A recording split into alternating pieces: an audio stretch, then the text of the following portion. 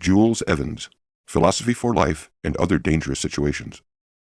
These days you can hardly walk past a bookstore window or an airport kiosk without seeing dozens of self-help books boasting the secrets to the happy and successful life. But these goals have been around for a long time, and even ancient Roman and Greek philosophers devoted their lives to pondering what they really meant and how to best achieve them. It turns out that even today we can learn a lot from their teachings, especially when we combine them with our modern knowledge of cognitive psychology. In these blinks, you'll discover how many of the principles of modern cognitive behavioral therapy were already advocated by philosophers thousands of years ago. You'll also find out about the practical benefits of an ancient philosophy embraced by both a slave and an emperor. Finally, you'll come to understand why at the end of the day it's up to you and no one else to help you lead a good life. Blink number 1. Ancient philosophy and the modern science of happiness use many of the same principles. Ancient wisdom is being revived and integrated into our modern knowledge of psychology. Indeed, much of the modern science of happiness is inspired by Greek and Roman philosophy. For example, cognitive behavioral therapy, CBT, a modern science-based psychotherapy, is inspired by ancient philosophy and especially by the disciples of Socrates known as the Stoics.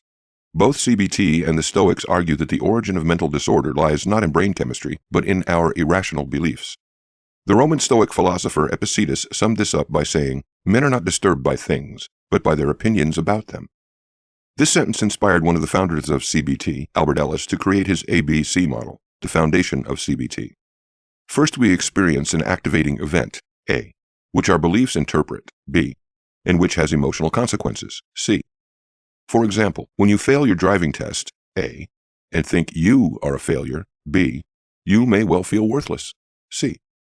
But the Stoics and CBT argue that if we change our beliefs, B, we change our emotions.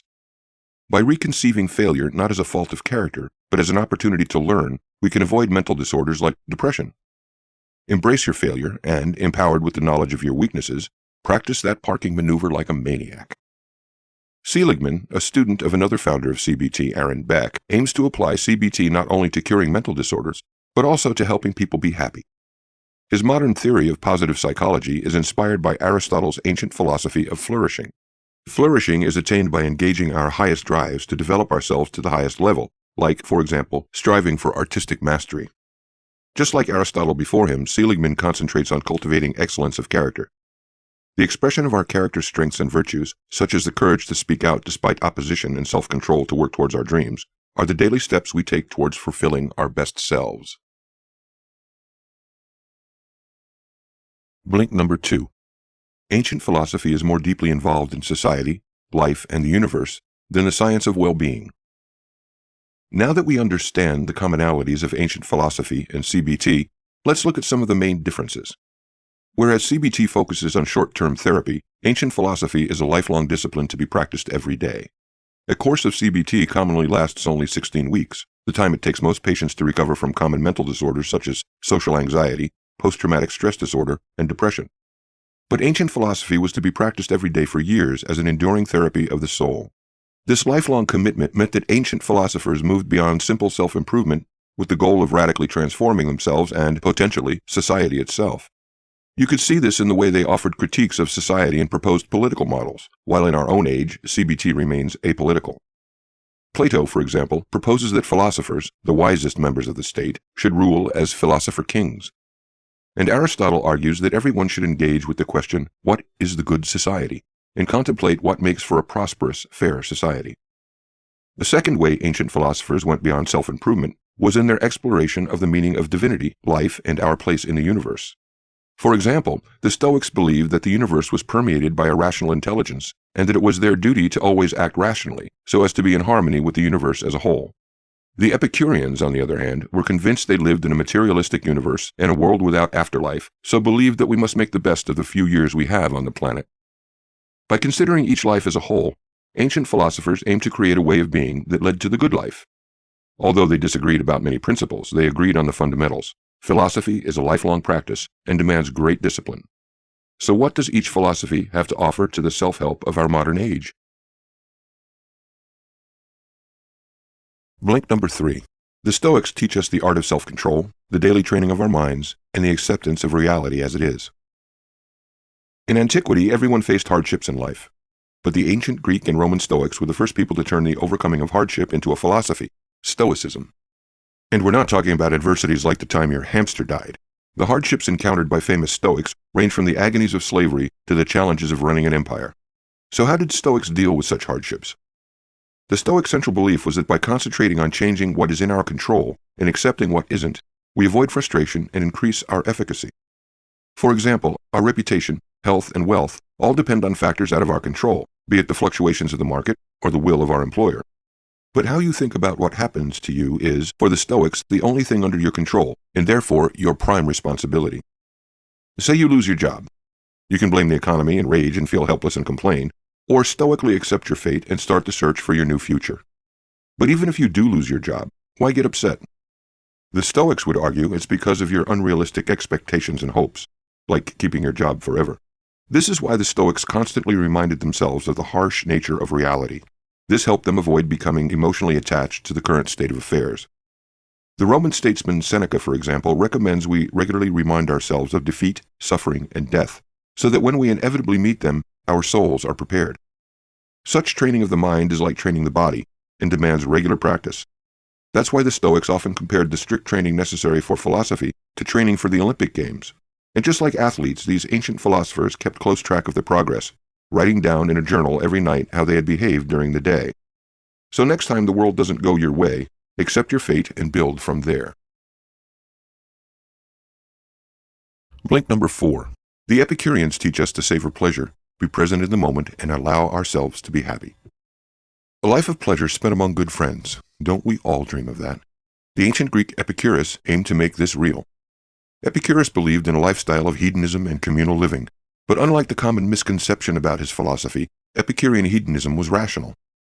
The myth that Epicureanism consisted of orgies, wine, and fine food is a consequence of the Romans' misinterpretation of the philosophy. Rational pleasures, however, include balancing short and long-term pleasure in favor of the latter, appreciating the absence of pain, and savoring the mere fact of being here. Like someone who has just survived a car accident, we should appreciate every day that we are still alive.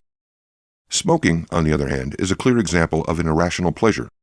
We sacrifice the long-term pleasure of health for a short-term pleasure that always leaves us wanting more.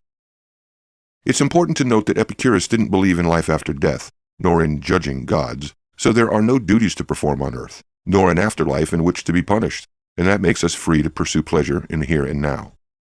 Epicurus also believed that by neglecting the present moment, we make ourselves unhappy. We always put our happiness off to the future, saying, for example, that we will be happy after we have saved enough money for that big trip. Or else we blame our unhappiness on our past, like thinking of how we were bullied at school. But thinking about the future is a waste of the present. We should be savoring life while we can. And the past no longer exists. That bully is long gone and can no longer hold us back. For Epicurus, we are only alive for a few short years and then we die. We should therefore make the radical choice to be happy instead of finding reasons to be miserable. Right now, take a moment to appreciate that you are alive. Blink number 5. The Pythagoreans advocate distancing yourself from your daily troubles and using mantras to change irrational beliefs.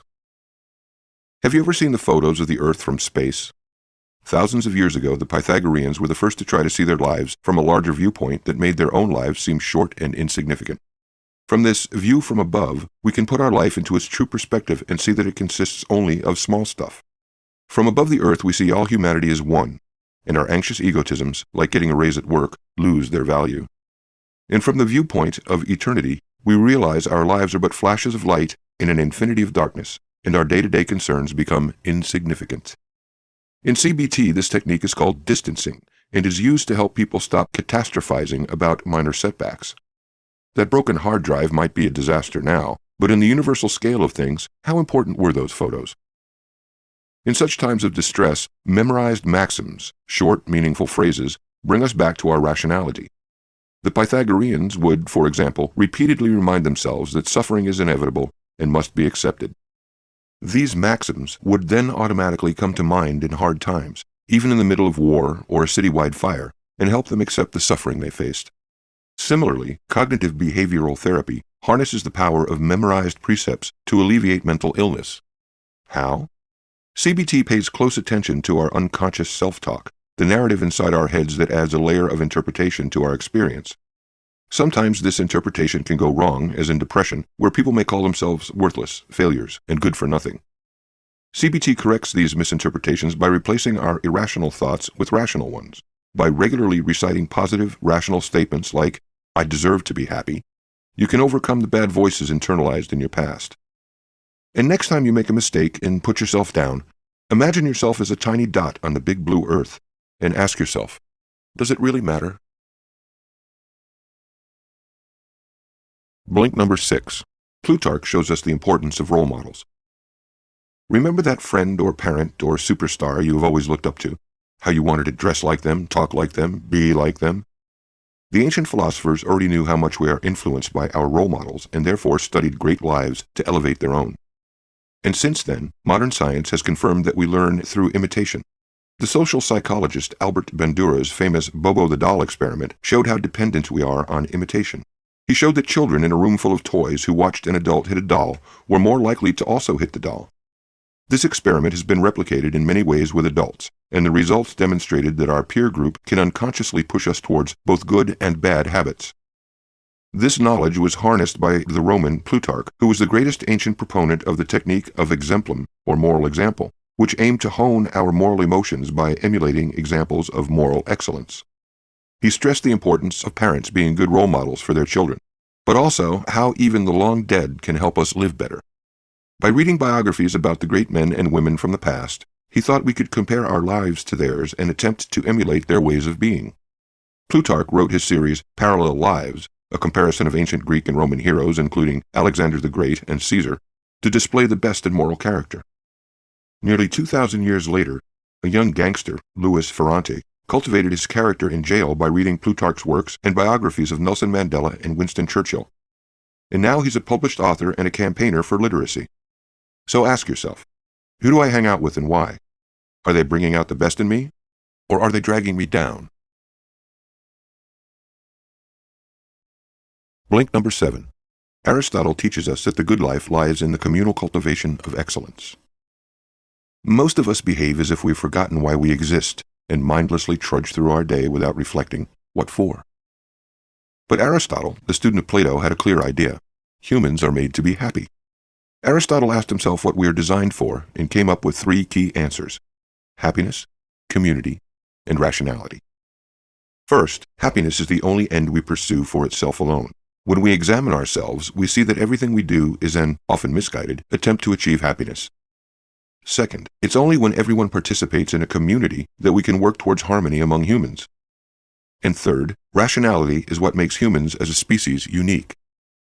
The fulfilled life, therefore, what Aristotle called eudaimonia, is attained when we commonly use our rationality to pursue our happiness. So what's the first step to attaining eudaimonia? For Aristotle, the foundation of happiness is the rational cultivation of our emotions into virtues. Aristotle defines a virtue as an emotion cultivated to excellence. Excellence means that each virtue, for example courage, justice, or wisdom, lies in the perfect balance or golden mean between 2 emotional extremes. For example, courage is the mean between rashness and cowardice. But virtue can't be learned from reading Aristotle or Blinks. It demands wide experience and rigorous training. The golden mean of courage, for example, has to be tested out by confronting fear until the virtue becomes a habit. But individual virtue is not enough, and the good life cannot be achieved alone. Aristotle believed that the good life can only be found in a society that enables human fulfillment. For him, society should be organized to maximize human happiness.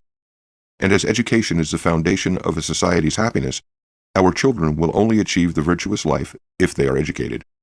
In recent years, Aristotle's philosophy of happiness has been embraced by modern politicians. What, then, could ancient philosophy and modern self-help have to bring to society as a whole?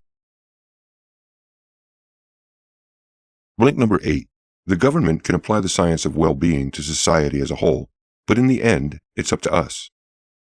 Ideally, every government has the well-being of its citizens at heart, and nowadays, some governments are even integrating principles of CBT into their institutions. For example, the United Kingdom has invested £500 million into training 6,000 new CBT therapists. And most children in UK schools now follow a class in social and emotional aspects of learning, which uses techniques from CBT to develop emotional intelligence. And in 2009, the U.S. Army hired positive psychologist Martin Seligman to develop a $125 million program called Comprehensive Soldier Fitness to teach resilience to American soldiers to prevent post-traumatic stress disorder. But government policy can go too far. A major danger is that scientists and bureaucrats forget that not everything can be measured with numbers and questionnaires. For example, in Great Britain, the Office of National Statistics appointed an expert committee to create a definition of happiness, without ever including a single philosopher or artist. And if policymakers impose one model of scientifically proven happiness, we will no longer be free to decide how to live. That's why governments should protect both our freedom from the interference of others in our lives and the freedom to choose how best to live.